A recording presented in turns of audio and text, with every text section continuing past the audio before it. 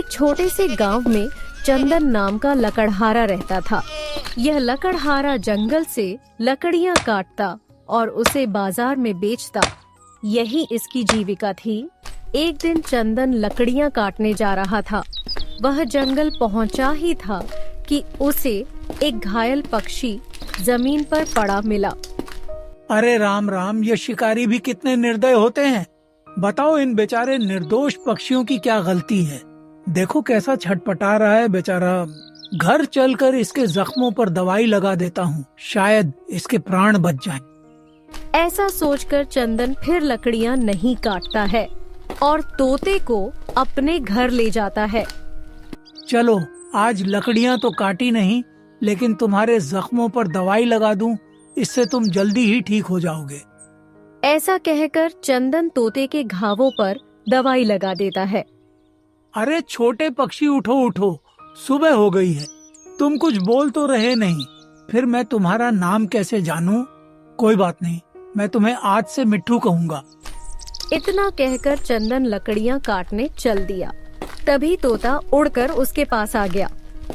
तुम ठीक हो गए। चलो, मैं तुम्हें जंगल में छोड़ दूं। वहाँ तुम्हारे माता पिता तुम्हारे लिए परेशान होंगे। नहीं, मेरा कोई नहीं है। अगर मैं वहाँ गया तो शिकारी मुझे मार डालेंगे।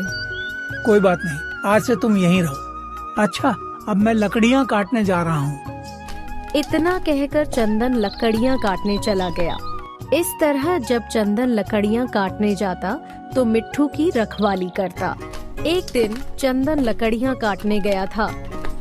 आज तो बहुत देर हो गई है। मालिक अभी तक आए क्यों नहीं? मैं जाकर उन्हें ढूंढता हूँ। यह कहकर तोता चंदन को ढूंढने चल देता है। लगता है मालिक तो बेहोश हो गए हैं। अब क्या करूँ? मिट्ठू तालाब से पानी लाकर चंदन के ऊपर डालता है, जिससे उसे होश आ जाता है।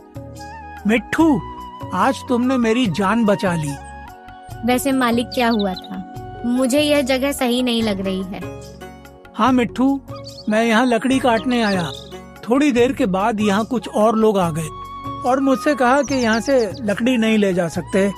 जब मैं मना किया तो मुझे मारने लगे और फिर इतना मारा कि मैं बेहोश हो गया।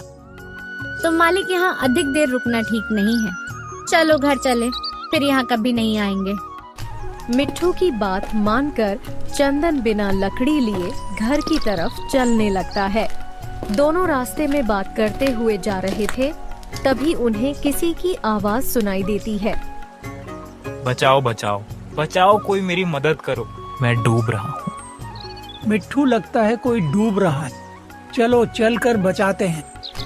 मिट्ठू और चंदन दोनों भागकर पहुँचे तो देखा कि एक बंदर डूब रहा है।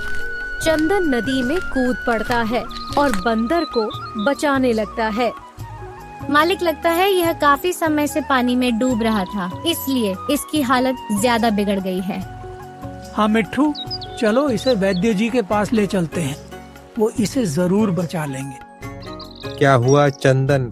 आजकल व्यक्ति इंसानों के लिए पैसा खर्च नहीं करना चाहता और तुम इन जानवरों पर खर्च कर रहे हो। ठीक है, तुम यह दवाई ले लो, इससे ये जरूर ठीक हो जाएगा।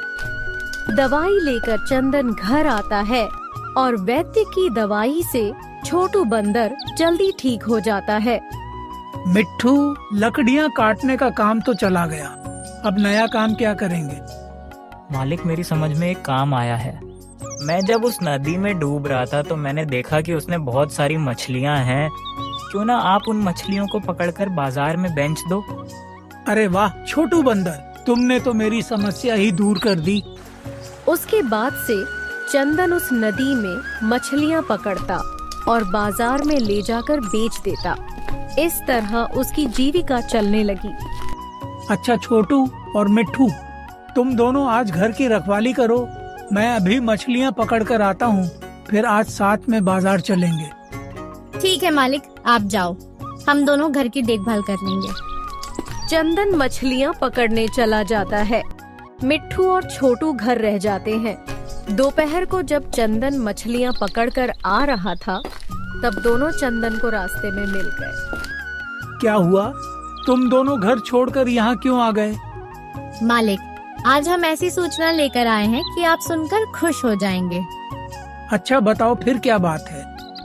मालिक, अपने राज्य के राजा जो हैं, उनके यहाँ एक बड़ा उत्सव होने वाला है। इसके लिए उन्होंने सभी मछुआरों से बड़ी बड़ी मछलियाँ लाने को कहा है। जिसकी मछली सबसे बड़ी होगी उससे मुंह मांगा इनाम दिया जाएगा। और हाँ मालिक, उत्सव कल ही है, तो आपको कल सबसे बड़ी मछली पकड़नी है। हाँ दोस्तों, यह मौका बहुत अच्छा है। कल मैं सबसे बड़ी मछली पकड़नी होगी। सुबह होते ही चंदन ने उस नदी से सबसे बड़ी मछली पकड़ी और उसे राजा के यहाँ दे आया। फिर जब शाम तक राजा का कार्यक्रम समाप्त हुआ तो उन्होंने इनाम देने के लिए सभी मछुआरों को बुला लिया। वैसे आप सब लोगों की मछलियां तो बहुत बड़ी थी, लेकिन सबसे बड़ी मछली चंदन की थी। इसलिए चंदन, तुम जो चाहो वह इनाम में मांग सकते हो। मांगो, क्या मांगना चाहते हो? महाराज, मैं आपसे ज्यादा कुछ नहीं मांगूंगा। मुझे आप केवल थोड़ी सी जगह दे दें, जहां मैं अपना घर बनाकर अपने दोस्तों के साथ आराम से रह सकूं। चंदन, तुम जो मांगते मैं वो देता। इसलिए तुम मुझसे हीरे जवाहरात भी मांग सकते थे, लेकिन तुमने अपनी ईमानदारी दिखाई, इसलिए मैं तुमसे खुश हुआ। मेरे राजमहल से कुछ दूरी पर बहुत सी भूमि पड़ी है, तुम जितनी चाहे ले सकते हो। राजा की बात सुनकर चंदन बहुत खुश हुआ। उसने राजमहल से कुछ दूरी पर एक घर बनाया और अपने मित्रों के साथ रहने लगा। अब चंदन ने मछलियां पकड़ना छोड़कर खेती में सब्जियां उगाना शुरू किया। एक रात कुछ चोरों ने राजा के राजमहल में चोरी की। सैनिकों ने चोरों का पीछा किया। चोर व्यापारी का वेश बनाकर भागने लगे। ये देख, क्या अभी तक सैनिक पीछे आ रहे हैं? हाँ भाई, आ रहे हैं। तो जैसा मैं कहूँ वैसा ही करना। चंदन के घर तक आए और चंदन से कहा, भाई, हम व्यापारी हैं, रास्ता भटक गए हैं, हमारा सामान रख लो, हम सुबह आकर ले लेंगे, ठीक है? भाई, आप अपना सामान घर में रख दो। चोर चोरी का सामान चंदन के घर रखकर भाग गए। थोड़ी देर बाद राजा के सैनिक चंदन के घर पहुँचे। चंदन, क्या कोई चोर इधर से गए हैं? नहीं, चोर तो नहीं आए, लेकिन कुछ लोग निकले थे, उनका सामान मेरे घर में रखा है। चलो दिखाता हूँ। ये तो वही सामान है जो चोरी किया गया था। इसका मतलब तुम भी चोरों के साथ हो। भाई, मेरा विश्वास करो, मैंने चोरी नहीं की। ये उन लोगों ने रख दिया और चले गए। तुमने चोरी की है या नहीं, इसका फैसला महाराज करेंगे। अभी हमारे साथ चलो। सैनिक चंदन को लेकर चल देते हैं। मालिक, हमारे मालिक को मत ले जाओ, उन्होंने चोरी नहीं की है। चंदन, तुम तो बहुत ईमानदार थे, तुम भी चोरी करोगे, इसकी मुझे उम्मीद नहीं थी। महाराज, मैंने चोरी नहीं की। उन लोगों ने कहा कि वह व्यापारी है, इसलिए मैंने उनका सामान रख लिया। कुछ भी हो, लेकिन मैं चोर को क्षमा नहीं कर सकता, इसलिए तुम्हें 5 वर्ष कैद की सजा देते हैं। सैनिक चंदन को जेल में डाल देते हैं। मीठू और छोटू बंदर रोने लगते हैं। मिट्टू, हमारे मालिक चोर नहीं हैं, लेकिन हम यह साबित कैसे करें? हम तो उन चोरों को भी नहीं जानते, क्योंकि जब उन्होंने सामान रखा तब तो हम सो रहे थे। काश हमने मालिक को मछली पकड़ने का काम ना बताया होता तो आज यह दिन नहीं आता। दोनों इसी तरह रात भर बात करते रहते हैं और रोते रहते हैं। चंदन लगभग 5 दिनों तक जेल में बंधता है। फिर एक दिन, महाराज, आप हमारे निर्दोष मालिक को इस तरह सजा नहीं दे सकते। तुम्हारा मालिक निर्दोष नहीं है, उसने चोरी की है। और अगर मैं मान लूं कि तुम्हारा मालिक निर्दोष है, तो चोर कौन है? आपका मंत्री। हाँ महाराज, आपका मंत्री। नहीं महाराज, नहीं, मैं चोर नहीं हूँ। मैं इतने दिनों से आपका विश्वास पात्र हूँ।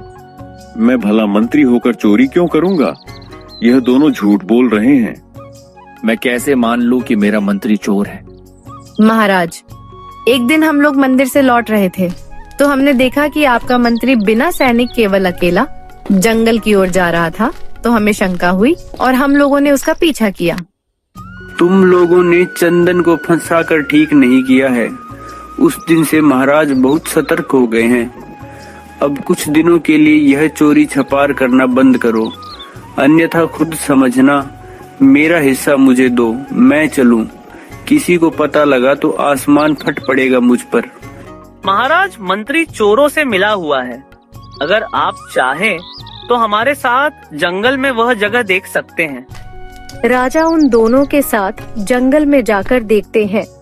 दोनों चोर सोए हुए हैं और उनका माल जमीन पर रखा है। राजा सबको पकड़कर जेल में डाल देते हैं और चंदन से कहते हैं, चंदन, मुझसे अनजाने में भूल हो गई, मुझे इसके लिए क्षमा कर दो। मंत्री जी, आपने मंत्री होकर चोरों का साथ दिया, इसीलिए आपको चोरों के बराबर सजा मिलेगी। जो सजा मैंने चंदन को दी थी वही सजा मैं तुम्हें देता हूँ और आपकी जगह चंदन को नया मंत्री बनाता हूँ।